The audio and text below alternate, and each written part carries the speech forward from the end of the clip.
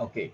Your goal in modeling is to come up with as close as a picture as possible with what's happening in reality.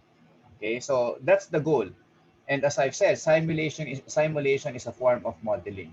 What you have learned in IE OPER 1, OPER 2, and OPER 3 are mathematical modeling techniques. Okay, these are optimization modeling techniques. So again, there's a difference between simulation modeling and optimization modeling. So in optimization modeling, you put into your model the mathematical relationships as well as the probability distributions that accurately describe each and every random variable that is present in a system.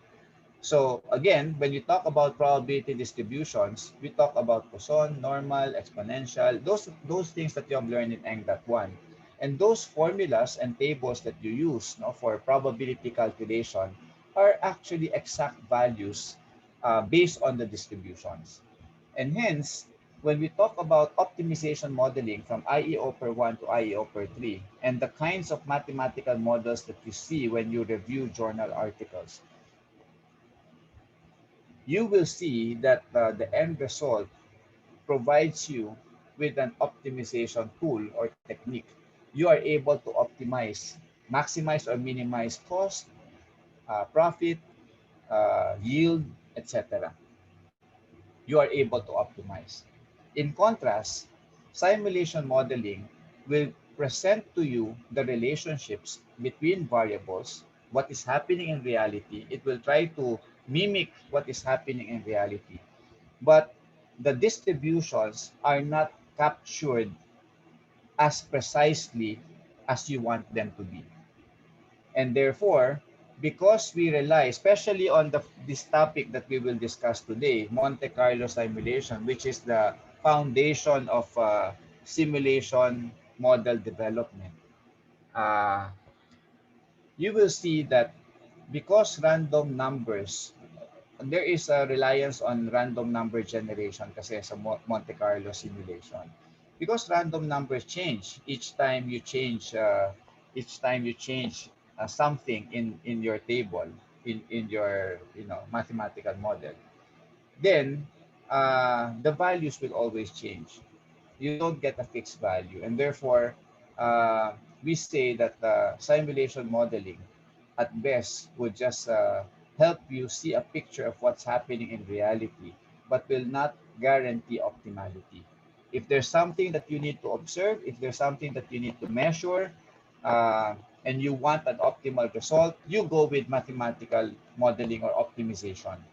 But if there's something, a behavior, a complex system that you want to represent using mathematical relationships, uh, having probability distributions that you can represent using random numbers, then simulation is the way to go.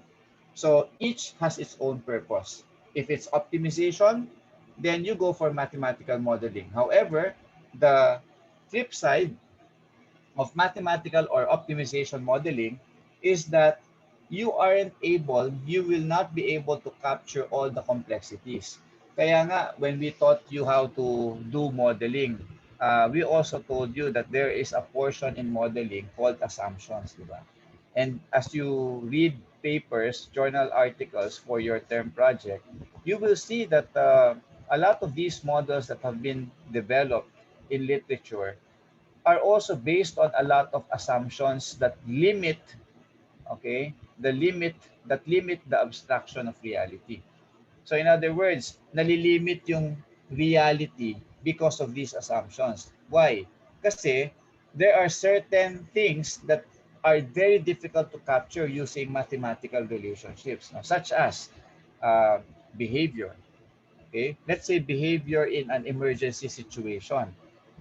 There are a lot of disaster, yung binigay ko sa inyo, yung pinakritik ko sa inyo. There are a lot of disaster response models, no, that you will see in literature. Okay. Pero it's very difficult to model yung response behavior, okay? Yung let's say yung how much time it takes to react, or it's very difficult to model these things, no? Kasi these will vary from person to person and from situation to situation. And the model has to be founded on a lot of behavioral science theories, okay, for you to even attempt to establish a relationship, no, between one person and another, no? How, kunyari, how one person will influence the other person in terms of decision making in a disaster situation, di ba? Ang daming factors niyan that you have to consider that is very very difficult to capture in a mathematical model. Pero sa simulation, yung mga complexities na yan, you can water them down and still mimic the behavior through a simplified probability distribution. Okay? So yun yung mga advantages and disadvantages, no? Maraming medyo may limitations yung ano, no, yung dito, yung mathematical modeling in terms of social and behavioral aspects. Okay? Kaya ang daming mga fields na lacking in optimization kasi nga ang hirap i-model ng behavioral aspect ng tao. Okay? Pero sa simulation, kaya natin mag-develop ng model that can test behaviors, okay? That can test yung outputs that we want to measure based on certain behaviors. We can do that. So that's the advantage. Okay, so later on, I'll discuss to you the specific benefits, disadvantages of simulation modeling. But for now, be it known that simulation, I'll underline the keywords. No? Mathematical, it's a mathematical technique pa rin, okay, that involves logical and mathematical relationships. And these relationships is used to describe behavior, okay, especially of complex real-world systems. So basically, the definition captures four aspects. One, it's a mathematical technique. And what's the mathematical technique for? It is to capture and mimic the relationships that happen in reality pa rin, between and among factors, okay, that affect decision making. Bottom line, uh, simulation is run or done in order for us to make decisions, make good decisions in the end. It's really a scientific decision-making tool pa rin, no? Just like mathematical modeling. Okay? So therefore, it works on a set of logic uh, through mathematical relationships. And the good thing about it is that we can come up with mathematical relationships to describe complex behavior of real-world systems, which mathematical models have a difficulty in doing, no? Unless you are grounded on uh, behavioral science theories and you are very very good in mathematical theories. Okay. So those are the prerequisites. For simulation, it's more of programming and more of the model development from the programming side that you need to enhance. Okay, so there are three types of variables which are the same actually, no? When you talk about mathematical optimization modeling and simulation modeling. So definitely we need to have input variables. The input variables are the ones that drive the decision making, the decisions of the decision maker. So example, no, demand. The input variables are your random variables, and these are the variables that follow a probability distribution. Okay, and then of course, do we talk about just one random variable, two, or multiple? It can be one. It can be a lot of random variables, which I'll show you later, no, in an example. Okay, and if you have a lot of random variables in your system, that's where the complexity kicks in. And that's where mathematical optimization modeling becomes limited. Okay? Kasi you'd have to assume na, di ba? Pag marami na masyadong interactions, tapos random pa yung mga interactions, mahirap na i-formulate yon, lalo na if it involves behavior. Okay? But for simulation, it can capture multiple random variables all at the same time with relatively much ease than a mathematical modeling. Next, of course, the goal of every abstraction of reality is for us to be able to make decisions. And hence, we have decision variables. Okay, check. Okay. So just like in our previous lesson, stochastic inventory modeling, the decision that we have to make is how much inventory to order, di ba? What the quantity is, what to order, and when to order. Those are decisions that we have to make. But we have to make those decisions under the condition of uncertain demand. We don't know what the demand is going to be, and that's where the random variable comes in. Input yon, yung demand for us to make a decision. Okay? And then after we make a decision, our goal is of course to observe the output variable. Okay? And in the stochastic inventory modeling, the end part is always after determining Q, R, and M for the last topic that we had. The last part is always to calculate the inventory cost, whether it's an annual cost, EAC, or just a periodic cost, which is EC. Diba? It's something that there's something that we always need to measure in order to check if our decisions are best. Okay, so the cycle, the process really is there are things that we are uncertain about, but we need to know about them so that they can become inputs to our decisions. Then if we have an idea or a knowledge of how these random variables work, we make our decisions, and after we make our decisions, we measure the impact of these decisions. Okay? When we measure the impact of these decisions, that's when we go to the output variables.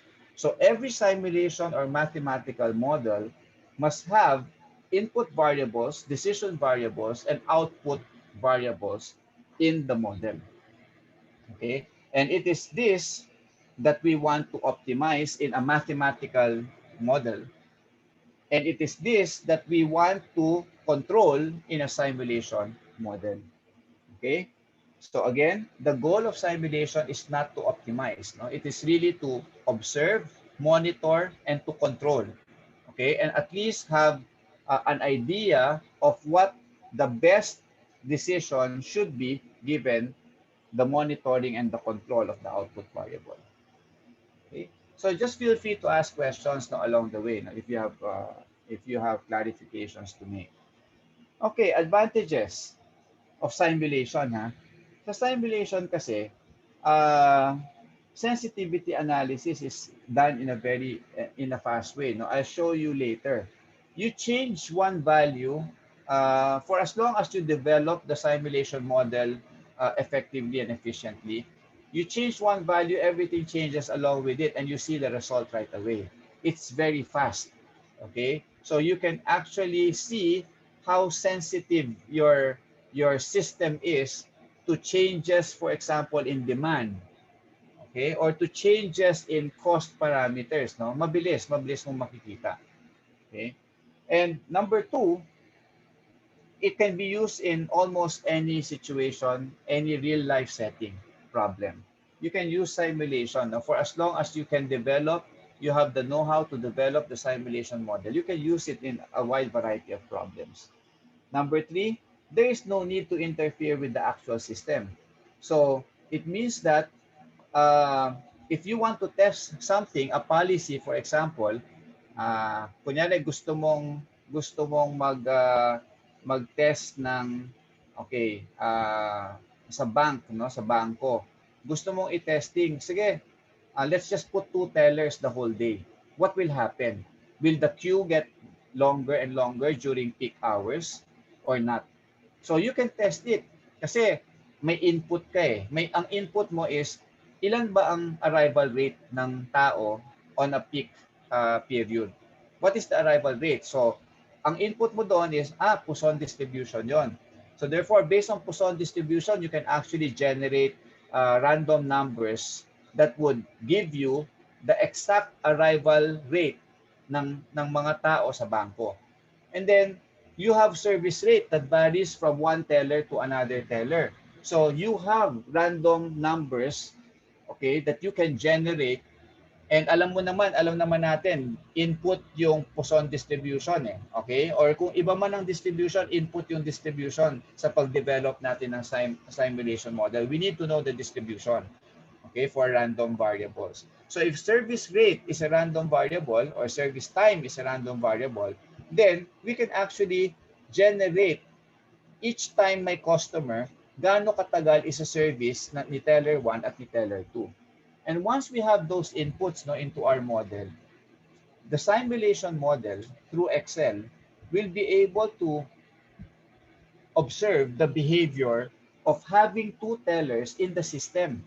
Okay, makikita niya, based on the arrival rate, dumadami ba yung number of people na nakapila sa line? Okay, if you have two lines, ilan na yung tao? So such that if you as a bank, no, if you have a policy that you should not allow a customer to wait more than 5 minutes in a line, or let's say more than 3 minutes in a line, the simulation model can actually calculate each customer. Kaya anong oras siya pumasok? Masa-simulate mo yan eh. Anong oras siya pumasok? Anong oras siya tinawag nung teller para maservisan? And therefore, the difference from the time, between the time na pumasok siya and joined the queue and the time na tinawag siya can be calculated through that simulation model. Okay? Maka-calculate mo ngayon for every customer, ilang minutes siya nag-intay sa linya. Okay? And in the end of the simulation, if you, let's say, want to simulate for 100 incoming customers, you can now get the average. Ilang minutes on the average nag-intay yung tao sa linya without using W, no, yung queuing model characteristic natin, yung Little's formula, without using waiting time in the system or WQ, waiting time in the queue, yung formula. Without using that, you can actually calculate the waiting time when you simulate. So now you can now look at your simulation model. Pinakita niya sa'yo, oops, the average waiting time ng bawat customer pag dalawang teller lang is 4.5 minutes. So if your policy is 3 minutes waiting time para hindi mainis yung customer at lumayas, then it tells you now, without even hiring anyone, it tells you na kulang yung dalawa. Okay? So you can now alter your model. Instead of 2 tellers, gawin mong 3 tellers. Okay? Or gawin mong 4 tellers. Okay? Doblehin ko na, gawin kong 4 tellers. Tapos sinabi sa'yo na sa 4 tellers, the waiting time, for example, after running that model, the waiting time is just 2 minutes. So without actually investing and hiring a person or 2 additional personnel, you're able to see na sobra-sobra pala yung dalawang pag nagdagdag ka ng dalawa. And therefore, you can try adding just one teller, okay, make it 3 tellers, and check kung ano yung waiting time. Okay? So the advantage is that there is no need to interfere, no need to spend, no need for capital investment. Okay? All you have to do is run the model in Excel and check the behavior of the output variable. If your output variable, yung gusto nyong i-measure, is the length of time a customer waits in the line, then check that. Okay? For every policy, for every decision that you make, okay, check the behavior of the output variable. Okay? If you are satisfied, then that's the time you concretize and you make your final decision. Okay? That's how simulation works. Is that understood? Yes, sir. Okay. And in fact, you can put in any pag may simulation model ka na, pwede mo idagdag yung mga iba pang naiisip yung if then, no, yung mga complexities. Paano pag nagdagdag ako ng 3 tao tapos mabagal tong taong to? 'Di ba? Hindi siya kasing bilis ng dalawang teller, magle-learn pa siya. Pwede mo ilagay yung complexity na 'yon sa simulation. Babagalan mo lang yung oras niya. Pero sa mathematical modeling, may assumption tayo of linearity, may assumption tayo of continuous behavior. Mahirap, 'di ba? Mahirap i-model ang bawat isang complexity whenever you introduce a new factor or a new person into the system. It's hard to to model the individual differences ng mga tellers mo. Diba? Kaya, if you formulate a mathematical model, it has a certain set of assumptions and you will get an optimal result. May decision na i-recommend yung model, supposedly optimal yung cost mo doon. Now, when you implement that, may investment ka na. Na-overlook mo pala yung mga ibang important aspects in the decision making, wala na. Patay na. Kasi nakapag-hire ka na eh. So yun yung mga drawbacks, no? Unless you are really sure about the relationships in the mathematical model and that everything, all the complexities have been captured, the optimal solution that you get remains to be just another solution with a set of assumptions, di ba? So wala kang guarantee, di ba, na capture mo na kasi marami kang assumptions.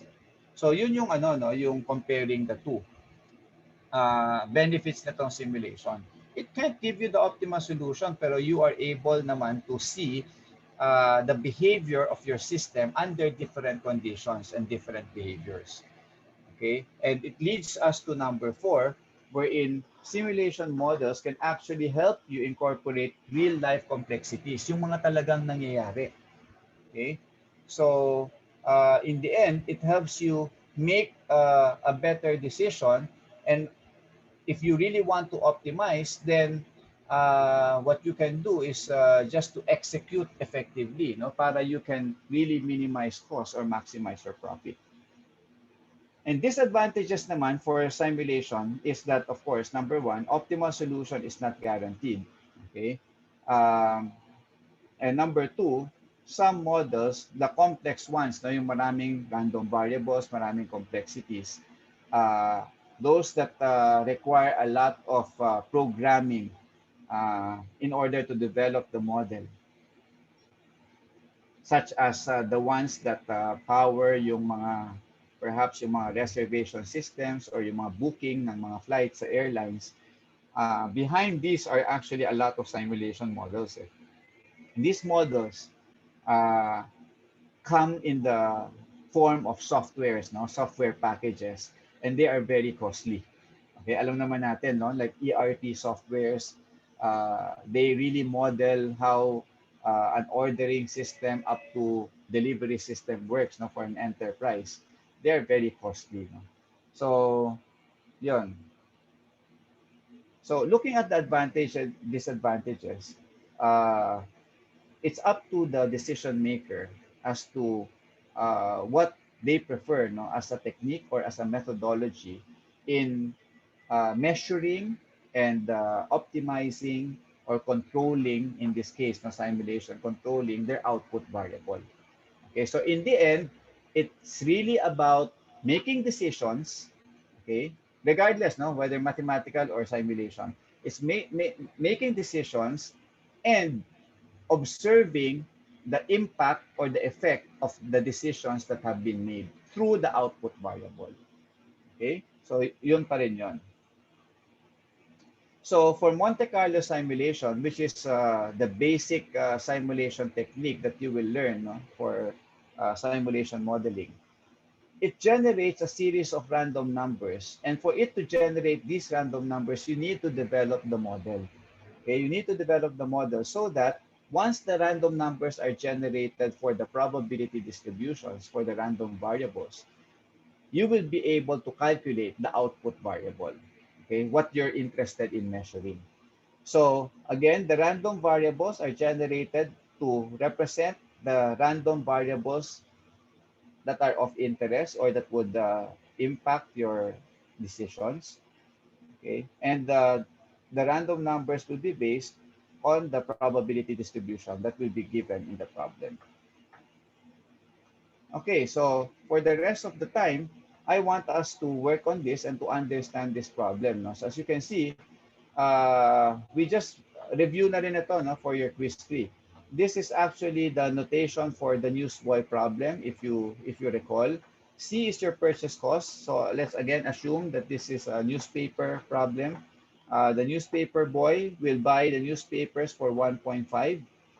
he will sell it for twice the price, twice the purchase cost, which is 3 pesos. However, if he orders the wrong quantity, okay, and will have excess at the end of the day, those excess quantity cannot be sold for 3 pesos. Nobody will buy it the next day for 3 pesos. So he has to sell it at a bargain or at a salvage value of 0.8 na lang. Okay, lugi. Okay, kaya dapat careful yung decision, no, as to how many to order. And then goodwill is your equivalent to, what is this equivalent to in your newsboy problem, Jason Saligaw? Sir, yan po So, ba yung penalty cost, sir? okay, so that's your P, penalty cost. That's the loss of goodwill. So if ever you order the quantity, tapos at the end of the day, kulang na, marami pang gustong bumili, tapos wala ka nang mabigay, mawawalan sila ng tiwala sa iyo. Next time, sa ibang newspaper boy na lang ako bibili. So that cost, no, that loss of goodwill among your customers will actually make them transfer to other sellers.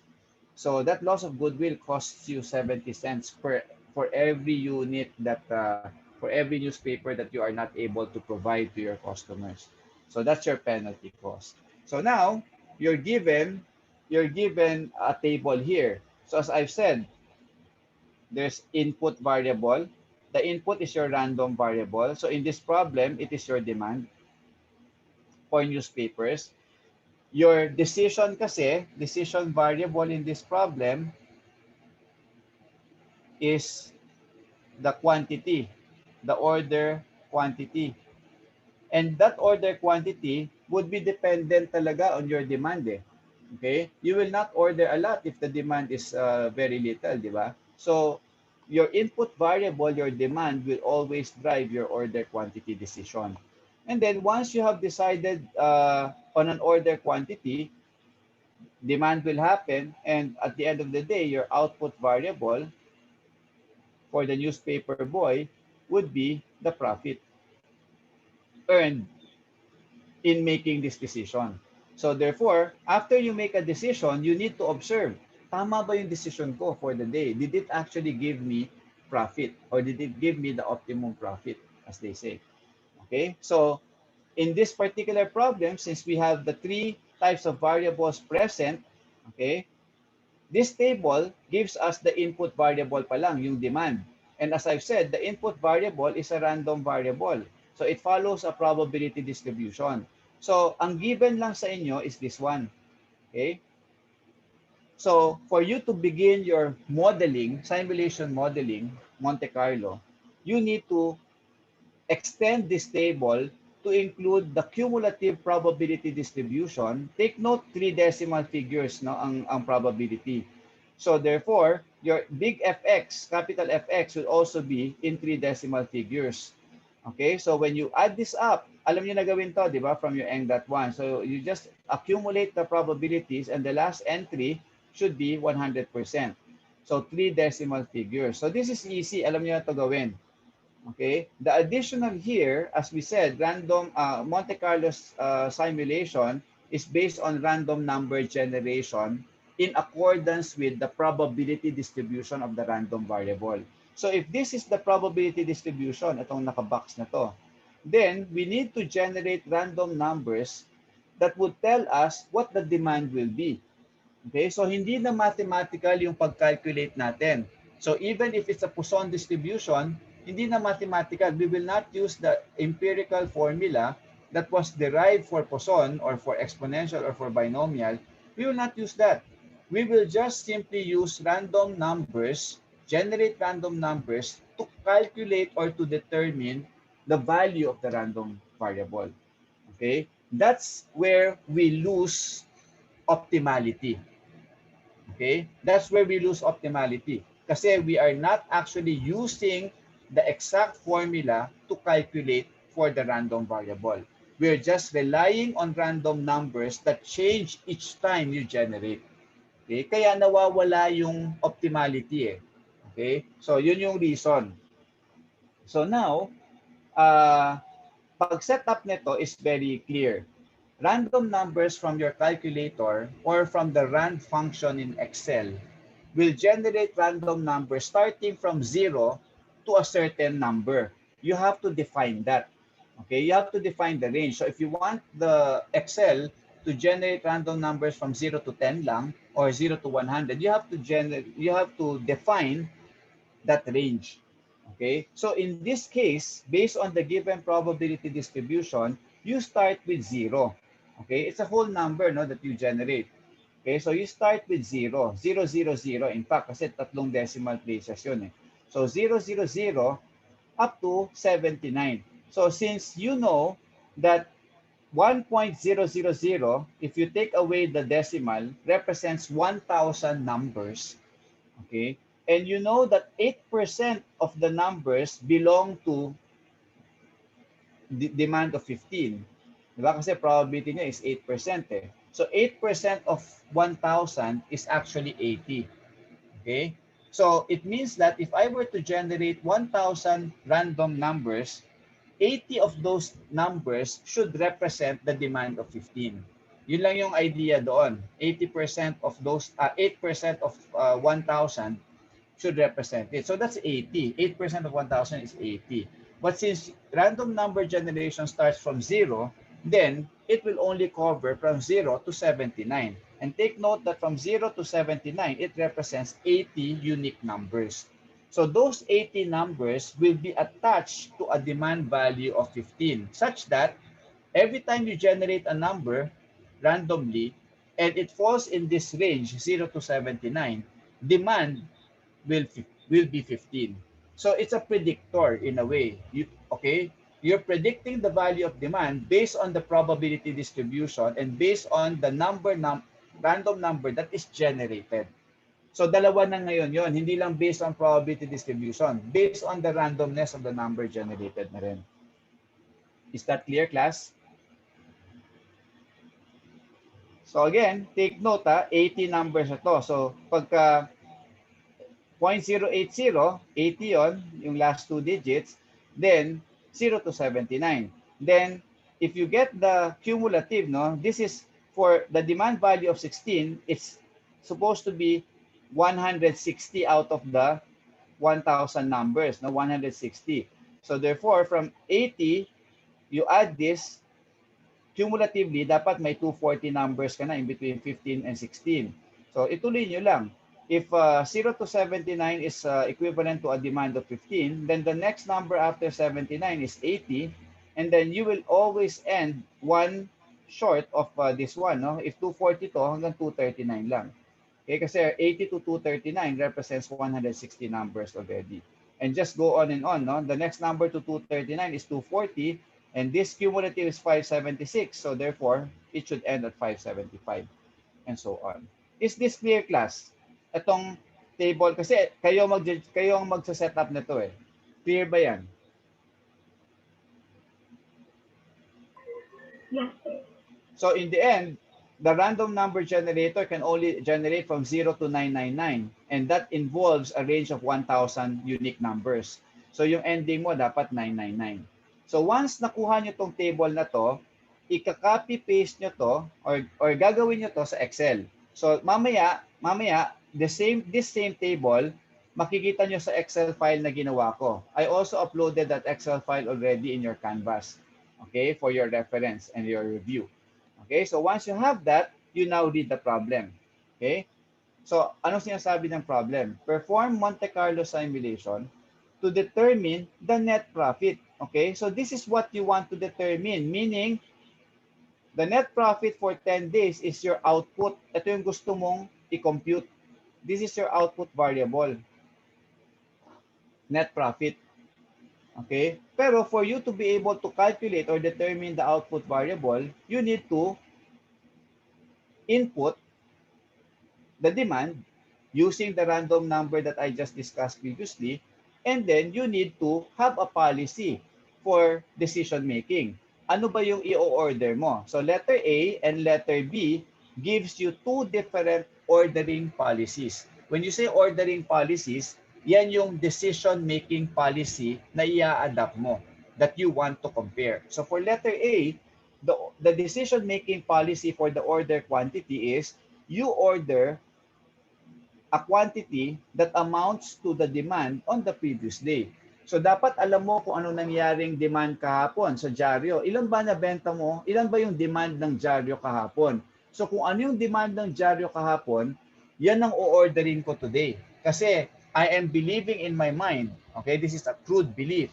I am believing in my mind that what happened yesterday will be what will happen today. Okay? Kung sino mga bumili ng dyaryo sa akin or gustong bumili ng dyaryo sa akin kahapon, sila din ang mga bibili sa akin ng dyaryo ngayon. Kaya kung ano demand kahapon, yun yung demand ko. So, you can simulate that, di ba? Kahit na feeling mo hindi naman mangyayari yan, pwede mong gawing decision policy yan at i-simulate mo. Pag na-simulate mo yan, mako-compute mo yung net profit mo using that decision policy. Okay? You're using that decision-making policy. Okay? And then, kung na-compute mo na, punta ka naman sa letter B. Make a different policy. So sa letter B, the order policy is based on single period newsboy problem. So i-compute naman natin yung order quantity based on the newsboy model that we have derived in class the previous weeks. Okay, and then we can now compare these two policies. In fact, I can run a simulation model for 10 different ordering policies. Okay? Ibig sabihin, I can create different decision-making policies as to how many to order. And then I can compare them on the basis of net profit before I implement any of them. Okay, yun yung beauty ng simulation. So naintindihan tong problem na to. Meron tayong input na, ito yung input variable natin para sa decision making natin, no? This is what will happen to demand. And we can determine demand through random number generation. So next, after the input,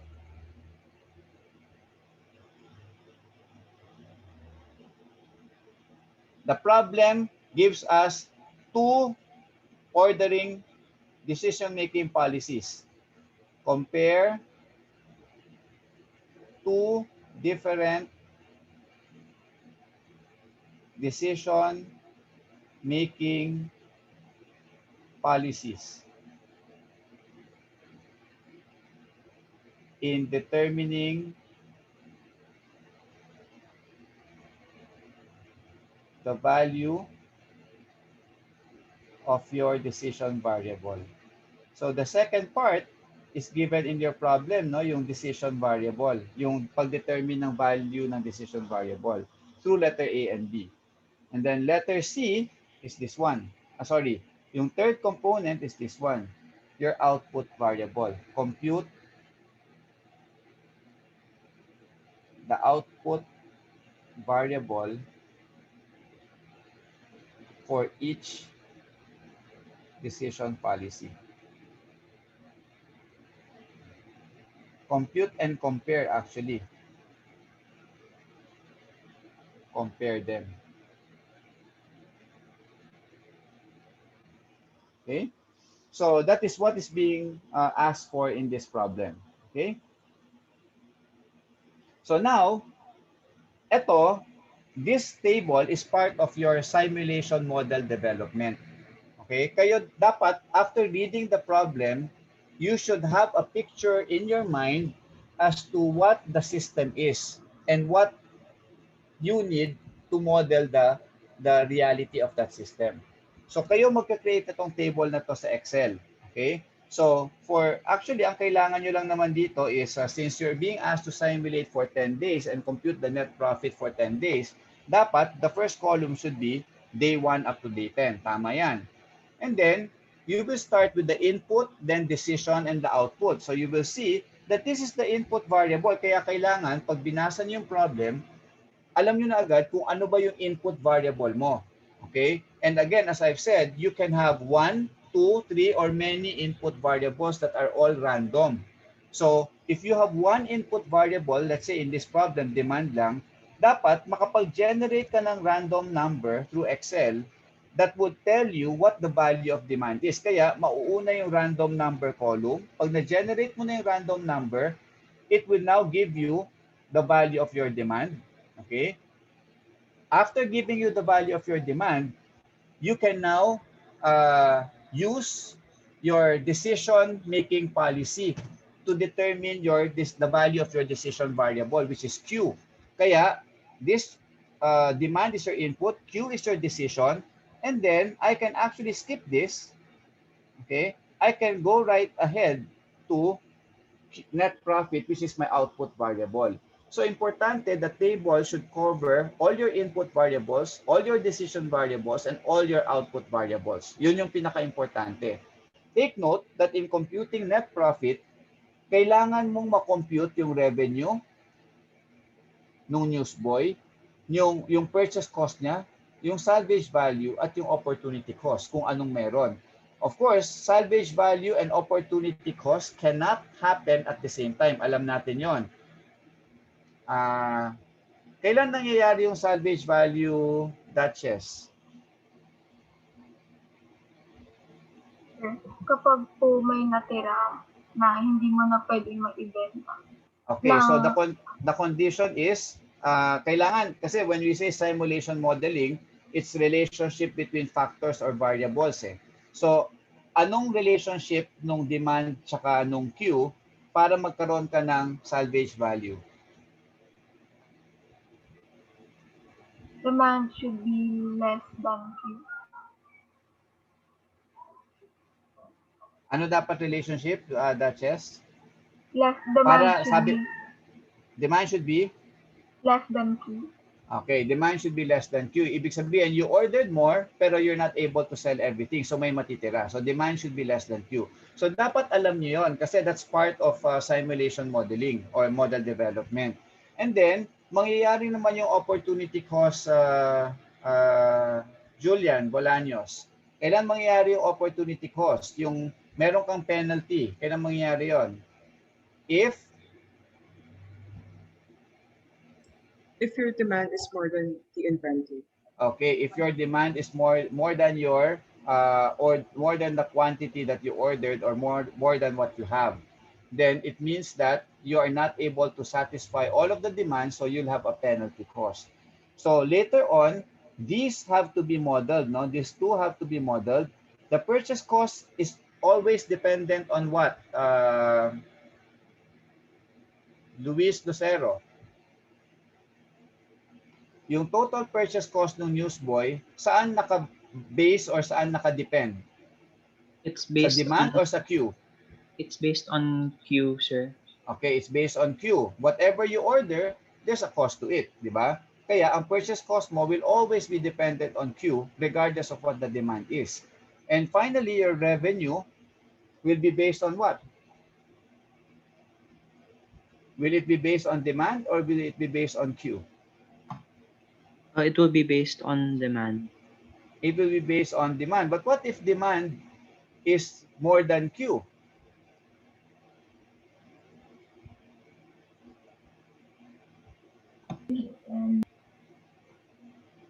Kaya kailangan pag-isipan, di ba? Kasi when you formulate the relationship or the mathematical relationship, yung formula, kailangan alam nyo kung kailan nyo, paano i-compute yung revenue.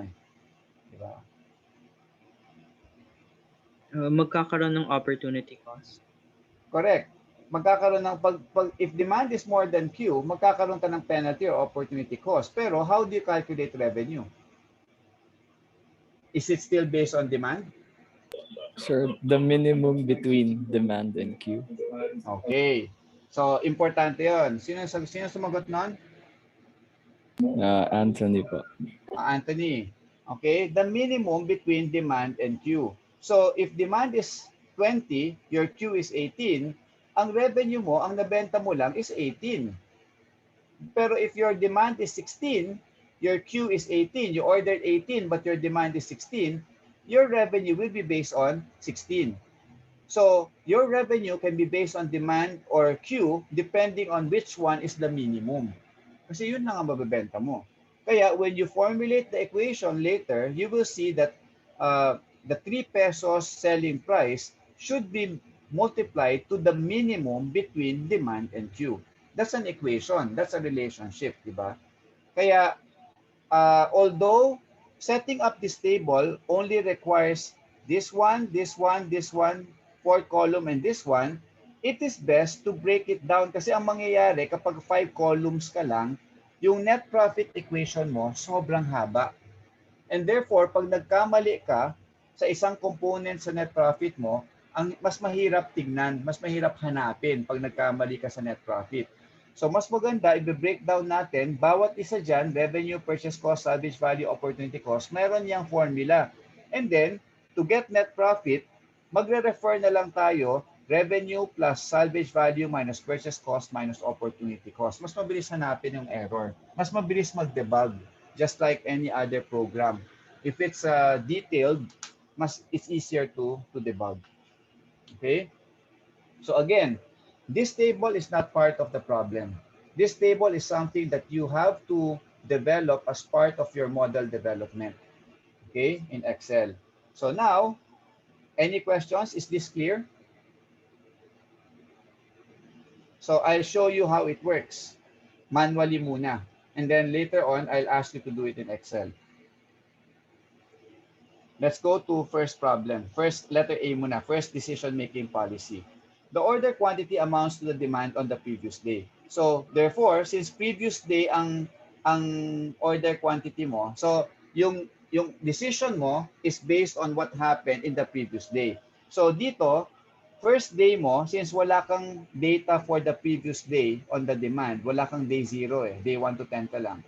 Then, binigay na nung problem sa letter A, yung order quantity mo for the first day. Ito yung starting decision mo. Okay, let's order 18. Ang input mo lang dyan is that the demand can be anywhere from 15 to 20. So let's order 18. See what happens. Okay, so let's start day 1. Day 1, generate a random number please from 0 to 999 using Excel or calculator. Give me a random number.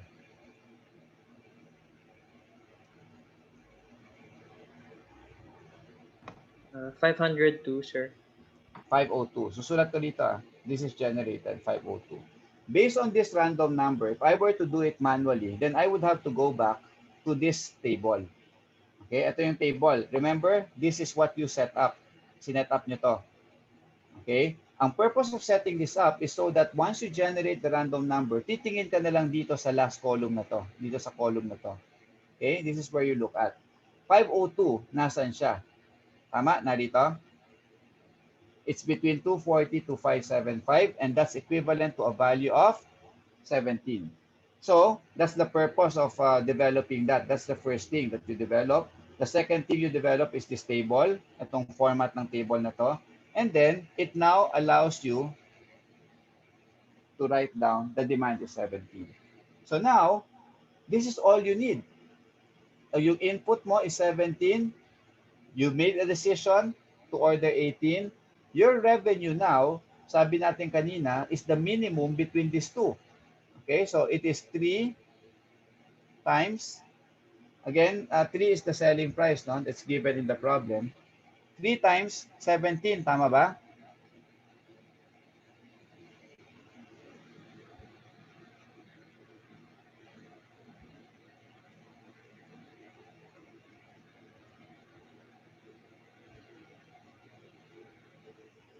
Okay.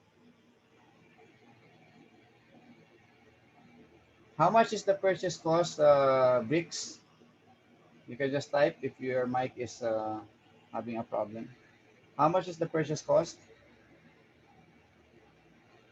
for day 1?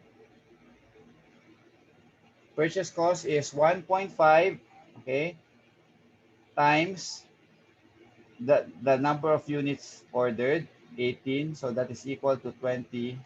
So I'll encircle yung mga na-compute natin.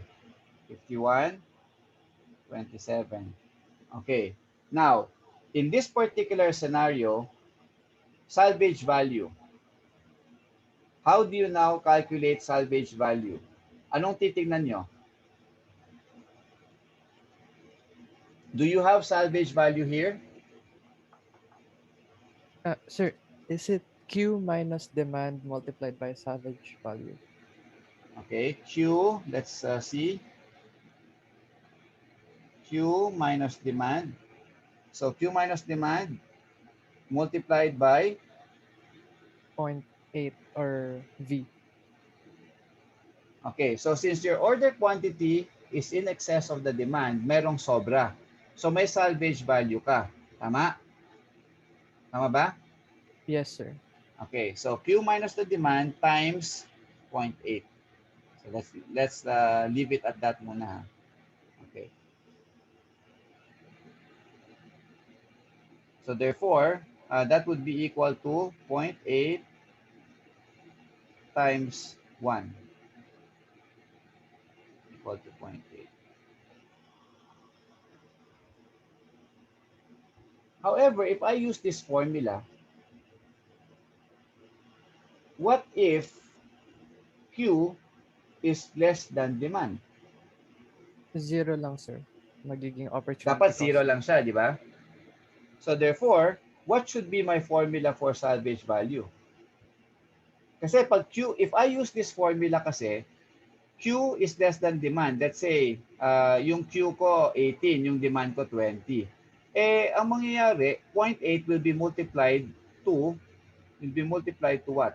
Negative, di ba? It will be multiplied to negative 2. If Q is 18 and demand is 20, it will be multiplied to negative 2. Pero, in reality, the salvage value should be 0. So, dapat 0 siya. So, therefore, may choice ka na naman, di ba? Paano mo i-model yon? The formula should be 0.8 times what?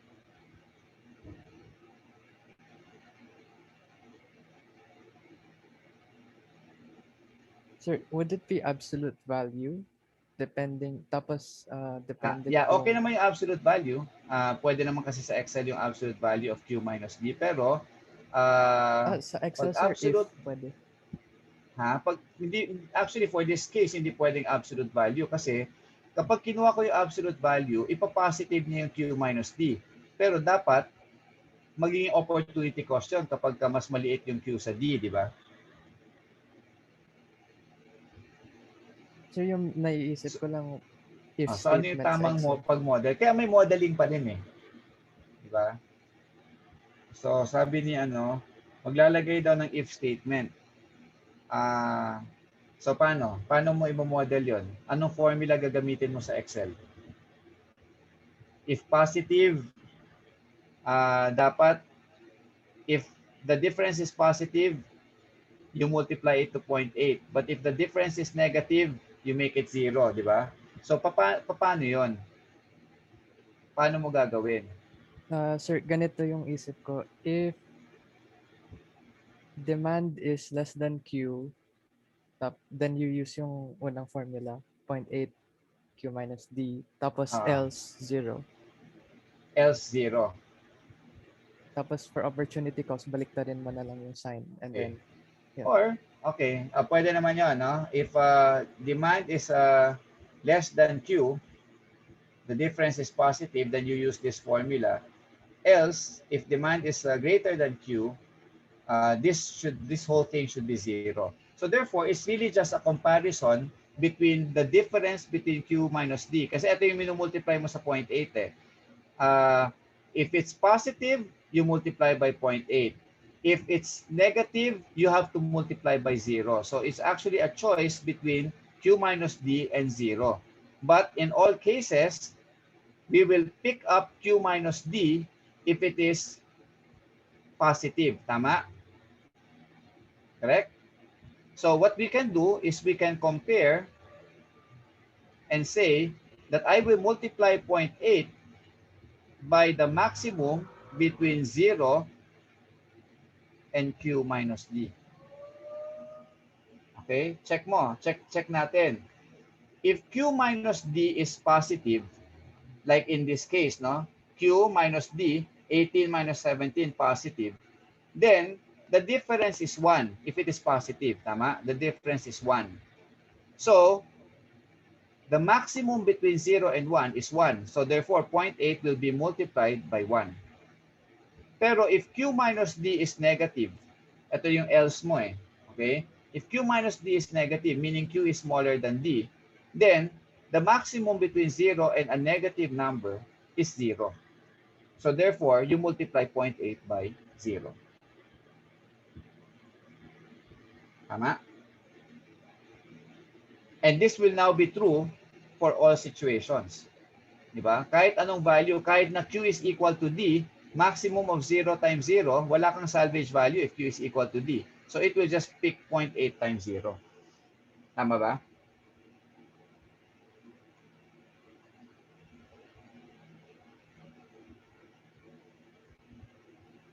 Tama naman, sir. Yes. Okay, tama. So therefore, so you can use this formula sa Excel kasi may max min formula in Excel eh. So to avoid the if and else, I don't know how meron din namang formula in Excel no for if and else, if then else meron din. Pero I use this more often no. Okay, and then ganun din for opportunity cost. Okay, for opportunity cost, you multiply 0.7, di ba? Kasi yan yung goodwill eh, loss of goodwill. So, kailan ka magkaka-opportunity cost? Kapag ka D minus Q, di ba? If is positive. Kailangan mas malaki yung demand kaysa yung in-order mo. So, dapat magkakaroon ka kapag ka D minus Q. Pero, if D minus Q is negative, mas maliit yung demand mo, then dapat piliin niya yung 0. So, ganun din. Maximum between 0 and D minus Q naman ngayon. So, if mas malaki yung demand mo, meron kang opportunity cost or penalty cost. Kaya, pipiliin niya yung D minus Q kasi mas malaki yung demand mo. Positive ito. Okay, maximum kasi. So, it will choose D minus Q. Pero kapag negative siya, it will choose 0. Okay, so same logic as the previous one. Kaya for this one, it's 0. Kasi negative yung difference ng D minus Q eh, if you apply that formula. So now, the first row is complete. You can now use the formula for net profit. Okay, you can use the formula for net profit, which is revenue, lahat ng papasok. Revenue and salvage value, papasok yan pareho. So, i-add mo yung revenue and salvage value. So, kailangan i-model nyo rin yan, ano?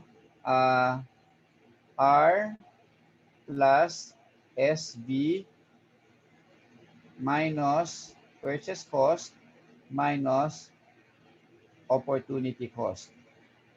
Okay? So, yan yung formula natin for net profit. And if you do that, you have 24.8 as your net profit for day 1. Okay? Give me a random number. Another random number. De Hoya. Miguel. Yes. From until 9, ay, 0 999, to sir. 99. 000 to 999. Okay. Ito,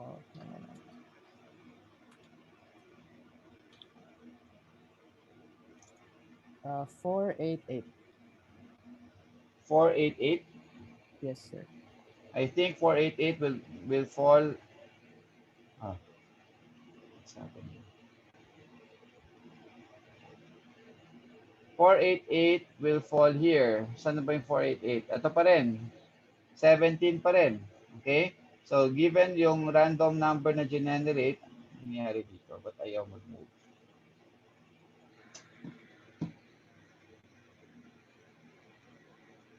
Okay, 488, 17 pa rin. What will be your Q?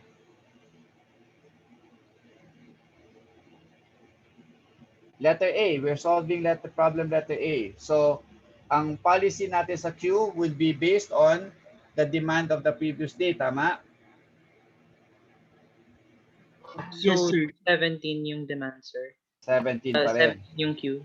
Yes. So, ibig sabihin, kung ano to, yan yon. Kung ano to, ito yon.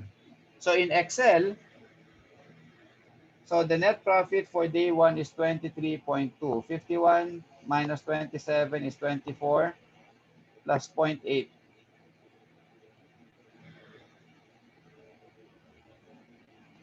I-add dapat yung salvage value kasi income yun eh. Okay, so 24.8. Okay, so kung ano tong day 2, ito yung narito. Give me another random number. Sir, 826. 826. Paki-check nga yung random table natin, yung Big FX. Yung 826 falls under what value of demand? 19, sir. Ha?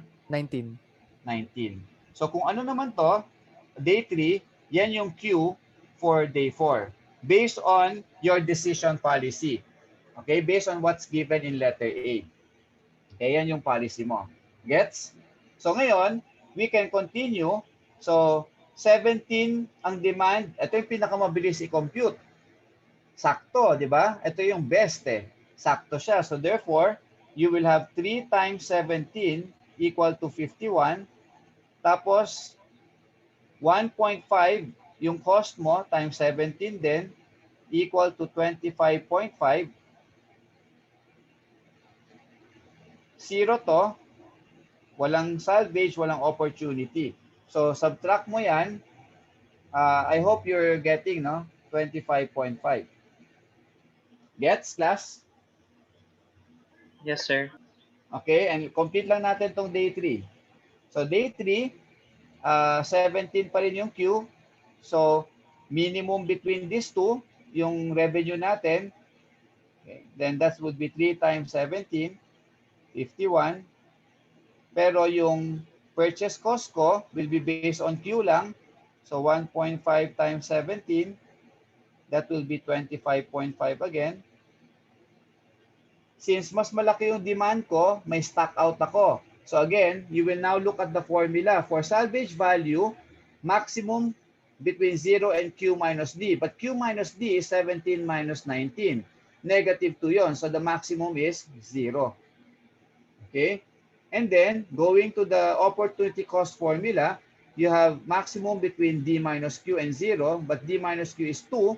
So 2 times 0.7 is 1.4. So once you have developed the relationships and developed the model, the Excel will compute this automatically. No? Wala ka ng manual computation eh. Diretso na yan. Drag down na lang yan. So it will fill up the whole table. Kahit na 30 days, 1 year yan, mabilis gawin ng Excel yung simulation, including the calculation of net profit. No? So for example, net profit natin here, minus to 51 minus 25.5, 25.5 minus 1.4, that will give you 24.1. So I don't need to continue further. It's understood that you will have all of these populated and then calculate the net profit, and then in the end, since you're being asked for 10 days, you can actually calculate the average net profit per day. Let's say sa calculation mo, ang average net profit mo comes out to be 24.1 or 24.2, let's say. This is your average. Okay? Simulation is able to tell you that if your decision policy is just to base your order quantity on what happened the previous day, then this is what you will achieve. May profit ka naman, pero 24.2. Pero let's say that you have a target, okay? Let's say you have a target profit of 25.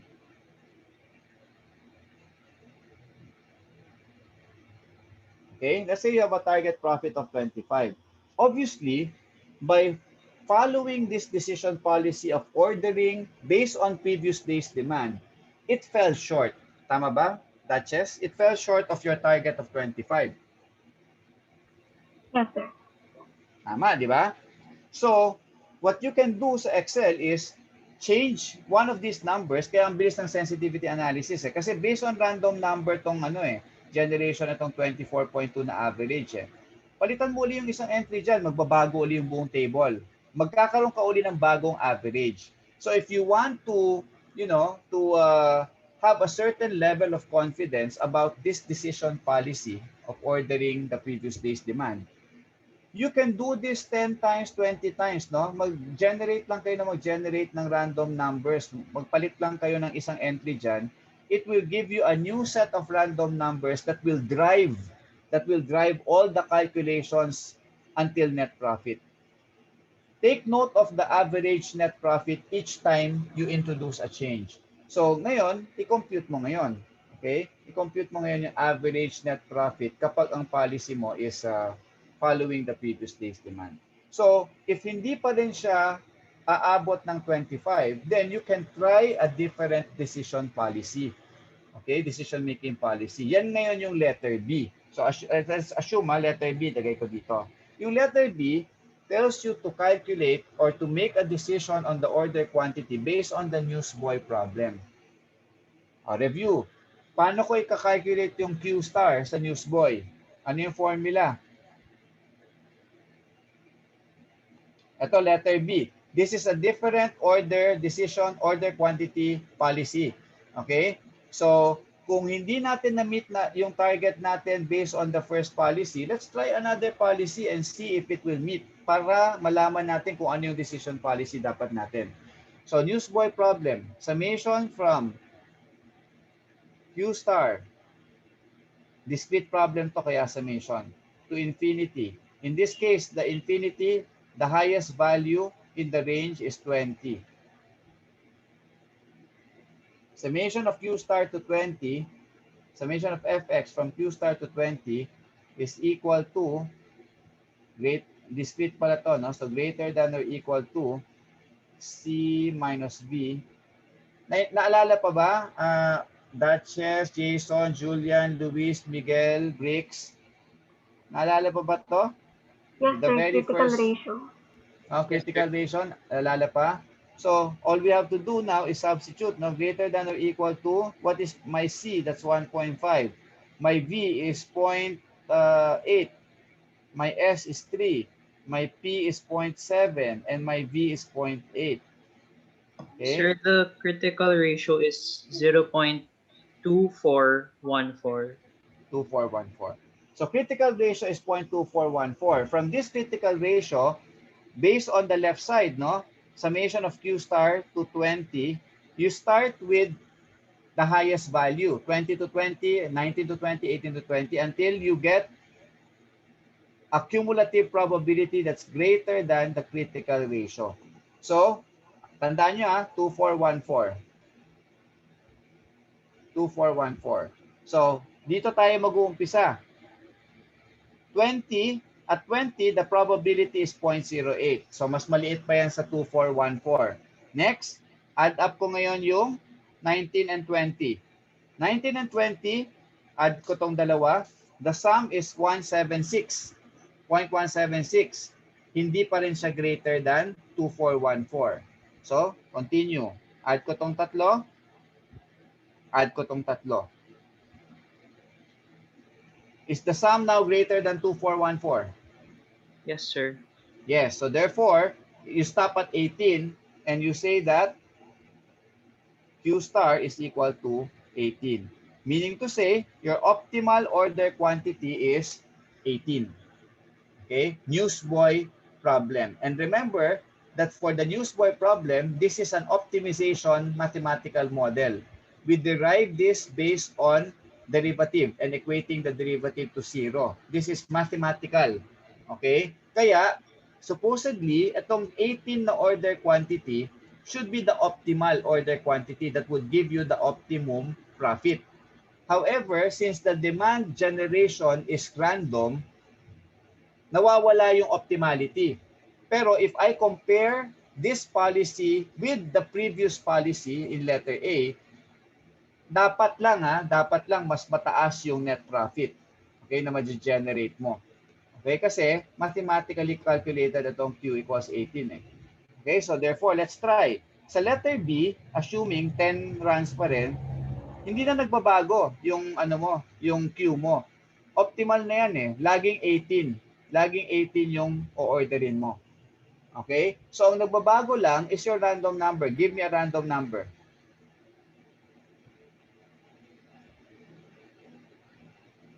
Sir, 830 po. 830.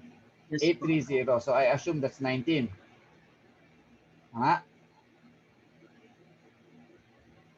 Yes, sir. Okay, so if that's 19, the rest are computed in the same way that you develop the model for letter A. So, 3 times 18 to, that's 54. Tapos, yung Sorry, revenue is 3 times 18. And then your cost is 1.5 times 18, that's 27. Okay, your salvage value, wala kang salvage value sa problem na to kasi meron kang unserved demand eh. Okay, so 0 to. And then, you will have 0.7 as your salvage value, no, if you follow the formula sa taas. So you will see here that 27 minus 0.7, that's 26.3. Okay, 26.3. You will see that the values calculated here for net profit will be relatively higher than what you achieve based on your policy of ordering the previous day's demand. Okay, and then you can test it for 10 days and get the average and compare the averages of A and B. Nakukuha niyo yung logic? Yes, sir. Okay, so pagka kinompare niyo yung averages, mas malaki yung average net profit ng letter B, then as a decision maker, it tells you, based on this simulation model, tells you na let's follow the newsboy model in our ordering policy. Diba? And if there are other policies pa, you can actually run several policies, no, for a simulation model. You can run 3, 4, 5, up to 10, more than 10 policies. Diba? Kaya a simulation model can actually help you determine the best policy to adopt, no, given a certain situation. And you can apply it in a wide range of applications. Kahit saan pwede mong i-apply yan. And hence, that's the benefit. So I'll leave this table. I'll stop share, and then I'll go to what you need to develop, no? So punta tayo dito. I'll share here sa aking laptop. Here. All right. Okay. So this table, okay, as you can see, this table here is my scratch paper, no? Ito yung exactly yung table doon sa sa PowerPoint na ginawa natin, except that itong first three pareho, no? Small f and big fx. Yung fourth column natin doon kasi ginawa natin 000 to 079, 080 to 239. Hiniwalay ko lang para clear lang. Okay, para clear lang yung range. This is the lower limit of the range for demand equals 15. This is the upper limit. This is the lower limit for demand equals 16. This is the upper limit, and so on. From this one, I determine this. Ang purpose nito is a table para magamit ko for the VLOOKUP function. Kasi what you want in Excel is to develop a model that will automate the calculation, di ba? So therefore, kanina sabi natin, let's focus here, random number generation. So you just put in the rand function, the rand between, para alam niya na it can generate from 0 to 999. So this is the formula. And then, take note, pag dinagay mo yung formula dyan, it will generate a random number and you can populate this 1 to 10 with random numbers by just dragging down. Alam nyo na yan. And every time you do that, or you touch this model, it will generate a new set of 10 random numbers. Okay? So ngayon, once na-generate na yan, let's go here. Okay, let's go to demand. Take note that the demand is will be obtained here. Kanina doon sa table, minanwal natin, di ba? We actually did it manually. So kunyari, 901 yung random number. Titignan ko dito sa table na to, okay? Saan ba yung 901? Na dito. It falls between 824 and 919. So therefore, the demand is 19. Tama? Yan yung ginawa natin kanina. But for Excel, we want to be able to use this table, okay, by doing this one, the VLOOKUP table, kukunin lang natin yung mga lower limit, okay, for the first column of our VLOOKUP table. Okay, and then for the second column, that will be the equivalent of all of this. No, once the random number here is generated, itong 901 na generate na yan, magre-refer ngayon siya dito sa lower limit. Okay, titingnan niya tong table na to, itong table na to. So pag nakita niya na yung lower limit, okay, 920 sumobra na. 901, nadito siya. So it will therefore look at this one, the second column of this table, and assign a value of 19 to the demand. So we can automate that by doing this VLOOKUP formula, wherein the VLOOKUP will have the source. Okay, ito yung mag-generate, no? Ito yung mag-trigger. B2, cell B2 is this one, the random number. So it will look at the random number, then, comma, it will go to I15 to J20. I15 to J20, this one, okay? Itong I15 to J20 is this one. Okay? And then, comma, 2, this 2 here simply tells this formula to look at the second column. Titignan niya tong table na to. Ang reference niya is this random number 901. Okay, tapos titingnan niya dito sa second column para makuha yung value ng demand. So automatically, if I use this formula, pag na-model ko na tong formula sa first cell, sa C1, sa C2, I drag this down, based on the random number generated on the left, it will now give me the value of demand based on the table from I15 to J20. Okay, so again, once I change this, you will see that the random numbers will change. But since may formula na ako sa demand, it will conform to the formula. So napapansin ko nga yung random number, halos hindi siya nagto-20 eh. Sige, palitan ko ulit. Ayun, nag-20 siya dito. Okay, so talagang maliit lang kasi yung probability niya na mag-20 siya at mag-15. Okay, kaya random number siya. It still follows the probability distribution. So once you have that, take note that for letter A, your policy for Q is the previous day.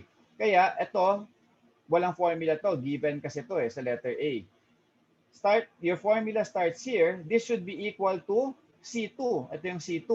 Ito naman, 16 should be equal to C3. And then when you drag this, basta't meron ka ng C2, C3 dito, tuloy-tuloy na to. You can now, Excel knows the pattern already. Okay, kukunin na niya palagi yung previous day, previous day, previous day, previous day. Okay, so makukuha na niya yan. So once you have that formula, okay na. And then, yung revenue, I think na-discuss na natin to kanina, it will get the minimum between D and Q, but for Excel, D and Q will be column, for this particular row, it will get the minimum between C2 and D2. Okay? Kaya, you have this, minimum between C2 and D2. And then you just have to drag this. The whole thing will now be, so kapag ka-dinrag mo yan, minimum of C11 and D11. Pipiliin niya yan para i-multiply sa selling price. Okay? And purchase cost, as we said, is always a function of Q. Kaya laging function lang of column D yan. So you just multiply 1.5 by column D. Okay?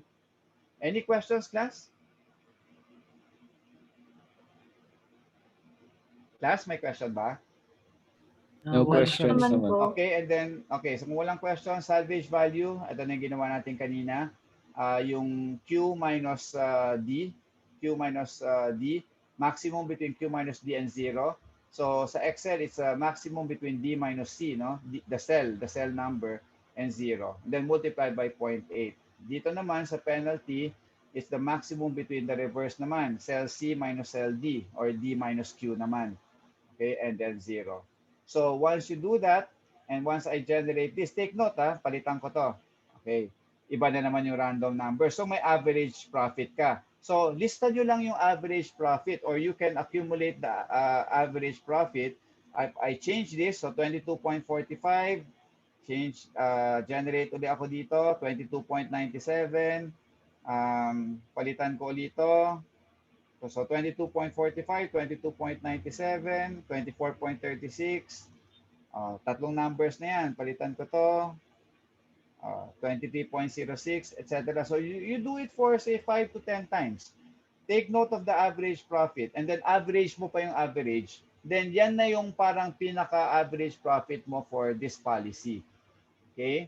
For that policy. And then If you want to compare, this fall short of your target, you want to compare, then you test another policy, day 1 to day 10. Ang mag-iiba lang dito, same formula to. This one is, of course, same formula, VLOOKUP pa rin. Ito pa rin yung table na basis mo. Okay? This one yung magbabago. Fix na to kasi kinompute na natin kanina yung Q star. That's 18. Laging 18 yan. So given that this is 18, all of this will have the same formula. So as the table above. Ang Q lang naman ang nagbago kasi yan lang yung controllable natin eh. Yan lang ang pwede nating baguhin. The rest, are given already. Okay, so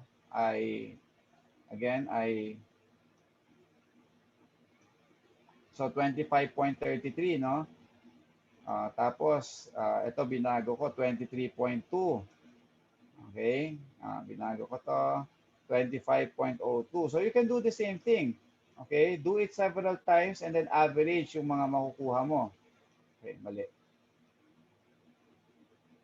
Okay, 24 and then do it one last time. Okay, 25. Average it. So, of course, the one that gives you the higher net profit per day is the decision policy that you will choose. So that's the beauty of this simulation. You don't really have to interfere with your system. You can test different policies, choose the best policy before you actually hire people, before you add equipment, okay, before you relay out your facility to reduce the waiting time. So you can do things like this. But for relay outing facility, mathematical modeling, hindi mo magagawa yun. Mahirapan ka. Diba? So you have to improvise. So, any questions? So this file, I'll stop share na ha. Kung naintindihan nyo na to, this file, I shared that with you na doon sa dito. Canvas nyo, shinare ko na. And last point, let me share this. It's 5:55. Oh, overtime pa rin. Teka. Okay, last point is if you want to practice and see the beauty of simulation, you can work on this one before your final exams. Okay? Before your final exams, you can work on example number 3. Do not do example number 2, kasi there's something confusing there. So just work on example number 3. It's a hamburger joint. Okay, selling hamburger. So let's consider it as a fast food. So alam naman natin sa fast food, in real life, ang daming random variables dyan. The first random variable and input to your decisions later on is the first random variable is your arrival rate, the time between arrivals. Now this is the inter-arrival time. So either 3 minutes. Within 3 minutes, may darating na next person or next group. So you need to know that kasi the inter-arrival time would tell you how many people there will be in your system. So parang sa queuing, di ba? So you have a probability distribution for that because it's a random variable. Okay, so that's the first random variable in a fast food. So once you have determined the influx of customer in terms of the inter-arrival time, yung dami ng magiging tao sa loob ng system mo. The next that you need to know, which is also a random variable in real life scenario, is how many people will come in at a time. Di ba? Kasi pwedeng ang inter-arrival time mo 3 minutes, pero within those 3 minutes, yung first group dumating, nag-iisa lang yung tao. Pero yung second group that followed, after 3 minutes, consists of 3 people. So, syempre, yung dami ng tao sa isang grupong papasok sa fast food would have an effect on the number of products they will order. The more people comes in, it's understood na potentially mas marami ang orderin nila. It's a random variable. So again, this is a random variable that can be captured using simulation, but may be very difficult to model when it comes to optimization modeling, yung mathematical modeling. ang hirap simultaneously ipagsabay yung arrival time na distribution at saka yung distribution ng number of people na papasok per arrival. It's very difficult to incorporate in one model. Next, pag alam mo na, nakapasok na yung mga tao, alam mo kung ilan yung pumasok sa grupo na dumating, mag-o-order na sila. Diba? Siyempre, pipila sila and then mag-o-order na sila. Pag nag-order sila, pwedeng hindi naman lahat mag-o-order ng burger. Or pwedeng may isa mag-o-order ng 2 burger kasi gutom siya. So the number of burgers per person is also a random variable. Pwedeng hindi burger orderin niya, 0. Pwedeng isa, pwedeng 2. Okay? Again, these are inputs to the system. Kasi ang decision na kailangan gawin ng system is, okay, bago pa dumating yung mga customer, kailangan ready ka with your materials as to how many burgers ba ang gagawin mo for a particular hour or a particular day. You need to be able to predict that Okay? So, in order to predict that, you can develop a simulation model that considers all of these random variables together. Remember, the number of people in a group coming in plus the number of burgers a person will potentially order will help you determine how many burgers you need for a particular group, diba? To be ready with, diba? You need to be ready with that. Okay? And lastly, pagka naka-order na sila, uupo na sila, kakain sila, the length of time they will stay in the restaurant is also a random variable. Okay? For simplicity, this random variable, the length of stay, which is time, is modeled as a discrete random variable para mas mabilis makita. But bottom line is, this sample problem has 4 random variables that are simultaneously interacting with one another, okay, in a course of 6 hours. No? Kasi yung problem kasi later on, makikita natin. If a group enters the restaurant, the time in the system for the group is determined by the longest length of stay of an individual. So sabi dito, the length of stay, this is the average stay per person. Okay? So ibig sabihin, every person would stay 10 minutes on the average. So you can actually say that every person in a group, okay, or every group that comes in, okay, would have different lengths of stay. So kunyari, you go with your barkada, meron siyang kailangang gawing assignment, mauuna siyang umalis. Yung length of stay niya, kahit na isang grupo lang kayo, pwedeng iba. So if you have a group of 3, pwedeng each one would have its own length of stay that you can use this table, itong table na to generate a random number para person 1, 10 minutes, person 2, 20, person 3, 15. So, ang masusunod for that group is 20 minutes, yung longest. Ito yung sinasabi dito. Okay? So, determined by the longest length of stay for an individual in that group. Yan yung sinasabi dyan. And then using Monte Carlo simulation, simulate the behavior of the hamburger joint for a period of 6 hours. And then, ito yung mga output variables na kailangan niyong sagutin. Ilang burgers ang kailangan gawin on the average on an hourly basis. So if you run the simulation from 00 hours to, 00 minutes up to 60th minute, that's 1 hour. So in 1 hour, compute nyo na kung ilan yung burgers na dapat gawin based on ilang tao yung pumasok in that hour at based on ilang tao per group at ilan yung burgers na orderin per person. Okay, you can now compute the number of burgers na gagawin.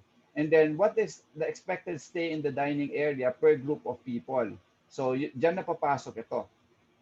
Okay, you have to measure for each person na darating gaano katagal magstay.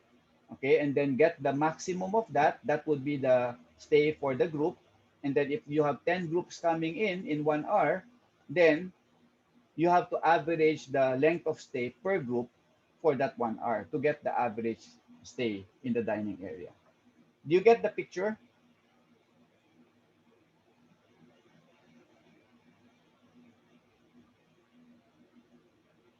Nandiyan pa ba kayo? Sir, I have a question for Yes. this example. Okay. So when we model this in Excel, uh, there will be like 4 columns for the random numbers. Yes. Ganun po ba, sir? Yes. Okay, So sir. yung table na ginawa natin kanina sa example natin, 'di ba isang table lang 'yon? Tapos isang big FX, tapos may isang lookup table, tama? Yes, sir. Magiging apat 'yon. In fact, baka hindi lang apat kasi ah, isang table para doon sa pag-generate nung inter-arrival time, isang table sa pag-generate nung kung ilang tao sa isang grupo, tapos ah, yung number of burgers per person, dapat kunyari yung grupo mo tatlo dumating. Dapat each person mag-generate ka ng random variable para ma-determine mo kung ilan yung burgers ang orderin ng taong yon. So, you can have a minimum of one table, random number table for the third random variable up to a maximum of 4. Kasi 'di ba ang biggest group is 4 people. So you can have 4 tables for the third random variable kasi kung apat yung tao, each person should have number of burgers na orderin niya. Tama? And you can generate that through random numbers based on the table given 0, 1, and 2. Correct? Yes, sir. And then, that's for the third random variable. So the first and second random variable, tagi-isang table lang. Tagi-isang big FX lang. Third random variable, pwedeng isa lang or apat na tables, pero pare-pareho lang naman yung tables mo. Pare-pareho lang naman big FX mo. Pero sa-separate mo lang yung pag-generate ng random number. Okay? So it can be from 1 to 4 generations. And then, the fourth random variable, which is the length of time the group will stay in the dining area, is also a function of the number of people in the group. So each person in the group will have his own random number generation but to determine how much time he would spend in that dining area. Okay? Para ang gagawin mo is, kunyari, there are 4 people in the group. So, 4 generations din yan, 4 random number generations din yan, para each person would have a time of dining. Okay? And therefore, ang pipiliin mo for the group is the maximum. Kunyari, 4 yon, yung maximum ng 4. That would be the dining time for the group. Okay, so for the fourth random variable, it's also a minimum of 1 up to a maximum of 4 tables. Pero pare-pareho din lang yung big F of X nila. So medyo mahaba na to. This is an example already of more complex simulation model development, no? Kasi maraming random variables and they will interact, no? Ang pag-interact nila, each time nag-generate ka ng random numbers for each of the 4 random variables, they would have an impact on the number of burgers that you have to prepare. And also, yung time, the length of time, the average length of time that each group will stay in the restaurant, may impact lahat yon. Okay, kaya this is an example of a more complex na simulation model. Okay, but naintindihan niyo yung gist? So mahaba lang yung table ninyo. Okay, pero the computations are easy. Sir, question po. Yes. Required ba talaga to make the random number in non-decimal? Kasi if you do Pwede namang kasi yung non-decimal naman natin, you can just put 0.00 to 0.079. It doesn't matter naman. Okay, sir. It depends on how you make your VLOOKUP table kasi doon niya hahanapin. Yeah, okay, sir. So if the random number being generated by your is in decimals, dapat yung VLOOKUP table mo should also be in decimals para ma-match niya yon against the random variable. Okay, understood, sir. Okay. So is this clear, class? So you can do this. I will not ask you to submit this. No, this is really for your practice, for your finals. and for your own appreciation of what simulation can do, what its benefits are. And then when after your OJT, you'll go to the real thing, no? Wherein you'll have complex systems that you need to model, and you need a software na. Hindi na kakayanin ng Excel. You need I think the IE department uses ProModel and the Arena software for simulating complex systems. Okay?